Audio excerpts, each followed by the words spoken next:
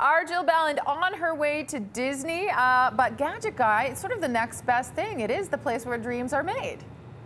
Exactly. You know, it's actually fitting that I am here this morning. Jill's on her way to Disney, and this place in Ramsey, actually, of all places, they actually create a lot of, props and floats and things like that that you see in the Disney theme parks. Absolutely incredible here. I'm very excited. This is F&D Scene Changes, and I have to introduce you to somebody who woke up nice and early for us this morning. Good morning. Good morning. How are you doing? I'm well, thank you. And you? I am well. Welcome. This is Ira Sherrington, a project coordinator here at F&D Scene Changes. Now, explain where we are. We are in the heart of Ramsey. We're just behind the Stampede grounds. We have an old building here. I don't know, you'll get a tour of it as we're going through our day, I think. It's circa 1925. We've got these great high ceilings, like 33-foot rafters, so that enables us to stand the scenery up when we want to show our designers what we're building. Now, a lot of people probably haven't heard of F&D Scene Changes, but you do a lot. We do. We start from design and we carry it all the way through to fabrication. And we have worked with Disney, we've worked with Cirque du Soleil, we have theater companies down in the States that we've been working with. There's one called the Center Theater Group in Los Angeles. We've just done a show for the Lyric Opera in Chicago. So all sorts of different theatrical type performances, but then we also do public art. We did a lot of work for Crossiron Mills. A lot of the theme fabrication that's coming up in Calgary that's really exciting and changing the look of how Calgary, what we're seeing in Calgary today. So everything from parade floats to backdrops Absolutely. for plays and movies and things like that, it gets created steel here. icons to what you see in the mall. Incredible. Yeah. To think in Calgary. So why do you think Disney, would look way north all the way to Calgary to get things built for them? I think right now it's that we've been doing this for 30 years and we've got a certain skill set that knows how to do it. I think back in the day when we first started, there weren't that many companies in North America that were capable of doing these sorts of things. So we started to develop the relationship, and now we have a relationship with Disney. We have people who speak that language in shorthand. And of course, when you're working with companies like Disney and movie companies, there are lots of secrets. You guys have to sign documents. They can't talk about it. There are certain things here in the background you're going to see throughout the morning. You may wonder what they are, but it's like the big elephant in the room. We can't really tell you what some of these projects are. But much will be revealed throughout the course of the morning. We'll catch up with Mike Yawney in just a little bit. Gadget Guy Mike Yawney stepping in for Jill, who is on her way to Disney right now. And Mike, I understand they put you to work. Yeah, wardrobe change, you guys. Take a look at this. This is my new outfit. I went from white collar worker to blue collar this morning. I am prepped to do apparently some welding and some grinding. We're at F&D Scene Changes, and these guys, it's actually incredible. This is in Ramsey, and I don't know if many of our viewers know about this, but this company, they make basically everything, from Broadway plays, they do some of the set designs, they do, steel and metal sculptures, they do things for Disney, some of the floats and the exhibits, and it's incredible that this is actually done in the city. So right now we're in one of the welding bays. If you take a look, this is a huge area we're in. The ceilings are 33 feet tall, and that's so they can work on some of the large structures, and we're going to be working on one of those in a few moments. Vince Bevins, one of the foremen, I guess, here at F&D Scene Changes, is joining me now, and you guys work a lot with metal. Yes, yeah, we've been doing that for years for structural and everything. So all our welders are CWB certified, so they know what they're doing. They know what they're doing. Obviously, you have to know what you're doing when you're working on structures like this that weigh an awful lot. Now, a structure that a lot of people would be familiar with at the Stampede grounds is something that you guys actually put up, I guess, last year. Yes, the new teepee entrance at the Calgary Stampede there for the 100th anniversary. We're very proud to have done a design build on that one. So we were involved in it from foundation to finish. How long does it take to put together something like that? I think that one there, from the concept to actually getting it installed, was about a 6-month process.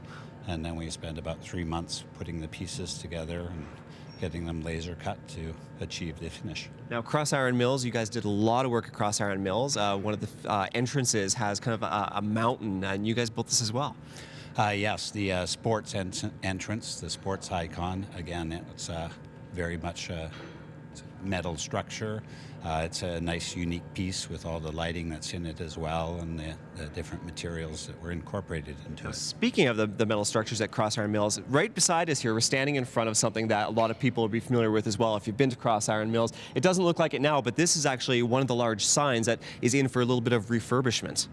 Yes, this piece here that you're going to be working on with us today, it's the header of the main entrance icon. It's a 9,000 kilogram piece. Wow. So we're not talking lightweight here. So Okay, so now you said that you're going to put me to work. I got my safety glasses on, and you kind of gave me a brief demo. I'm going to be grinding these down. These are just little, what do they call it, stitches? Yes. Welding stitches. So I'm going to grind it, and they're going to go take it away in the studio, and I'm going to get back to work here, Vince, and see if I can power this on.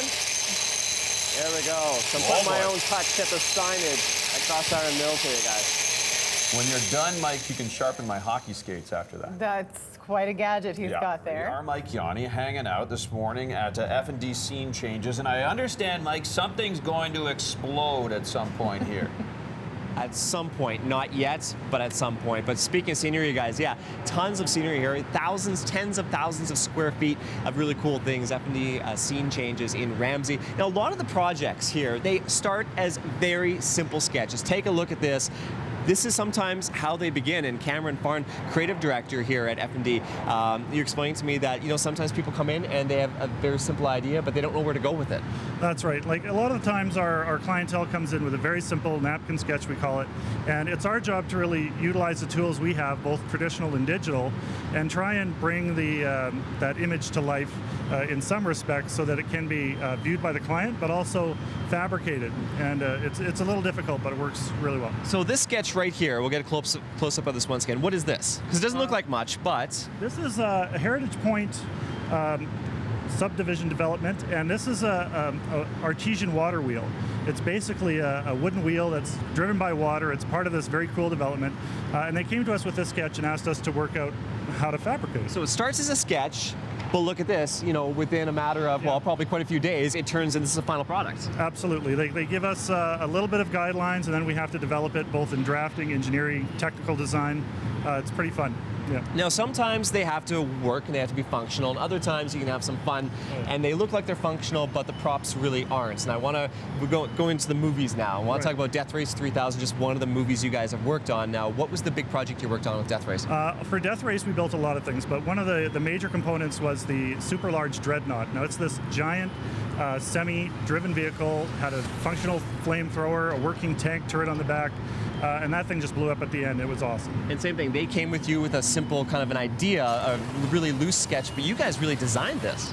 We did. Nigel Churcher came to us, he's the art director, asked us to work out how to fabricate this thing and make it real. So we used an existing vehicle, altered it, made it lighter, made it more functional, and made it safe to basically blow it up. And it looks like metal, but there's really a lot of light materials, like most of us made of plywood and things like that. It just has to look heavy, but if you're going to blow it up, it can't really be steel. No, we have concerns on set we have to deal with. So a lot of it is wood products, aluminum skins, really beautiful scenic paint by our scenic department, and you'd believe that thing is actually a giant vehicle just driving you down. So I had a really good time on that, and we actually snuck in the Canadian maple leaf on the wheels. So it was, all that mayhem was Canadian born. Nicely done, nicely done. F&D Scene Changes, they've worked on a number of movies, and a little bit later in the show, we're going to look at another explosion that happened in another movie, The Bourne Legacy, and we'll find out how these guys played a big role in that. Look at Mike Yawney, smiling from ear to ear with stuff exploding. I was going to say, he has a certain sparkle in his eye today. He's like, let's blow up something else. That is a fun place to it's sort of gadgety in nature. Gadget guy Mike Yawney at F&D Scene Changes. Now, Mike, you've been exploring all kinds of things, structures that they build. Now it's time to float away. Yeah, you know what? We are in styrofoam wonderland here at F&D Scene Changes. Now, I don't know if you know about this, but a lot of parade floats, they're actually made from styrofoam and then kind of coated in a harder material. And F&D, it's one of your specialties is parade floats. And Ivan, one of the well, I guess what's your official title here? Prop master, head of props? Head of sculpting. Head of sculpting. You're saying you've done lots of things, especially for Disney in the past. So I want to bring up some pictures of some of the floats you guys have done. And this first one actually was Beauty and the Beast. Yeah, it was a fantastic float. It was enormous, short time span. It was a lot of fun. How long does it take to put something like this together? Well, it depends. Some of them we have like 4 months. Some of them we have 3 weeks. So, and nobody's going home early. Now, Donald Duck is featured in this next one, and this was actually for overseas. Yeah, for Hong Kong, it was awesome. It was really intricate. Lots of waterworks, automated. There's computers on board. It's very neat, very neat. Now, you also, of course, do things locally here, and we are building a float behind us. What are we looking at? This is a float for the Canada-Chinese Chamber of Commerce. So we just have a small section of it set up. It's going to be 30 to 40 feet. They still don't have their drivetrain worked out, so we don't know the exact measurements yet. Now, this is going to be a dragon. It is. It's going to be. It's actually going to be 2 dragons. So there's going to be one on either side. Now, we actually have one of the drawings that you guys. This is the dragon head here. Right. Yeah, that's a digital model we did, so we can show the client what we're going to do. Now, working with styrofoam, I'm assuming it has, it's not exactly an easy material to work with, but you're going to show me how you guys go ahead and cut styrofoam, and that's why I have the respirator. So I'm going to put this on, and Yvonne, you're going to walk me through, because we're almost out of time. All right. So, okay. So I can put Is on. Okay, climbing up on the stage here. Okay, be careful. So I'm going to hand you this hot wire tool. We call this a bow. We're going to cut this with the foam. Okay? And this is for a tail section, so we're going to try to get a slice, almost like slicing bread. Okay, so when you... So this wire is hold going to this heat wire. up, right? Right. So you want to drag that wire on the wood as a guide.